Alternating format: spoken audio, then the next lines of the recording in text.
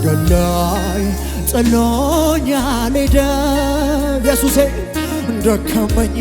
ሰለቸኝ አላለም በመንገድ ላይ ጥሎኛል ሄደ ደከመኝ ሰለቸኝ አላለም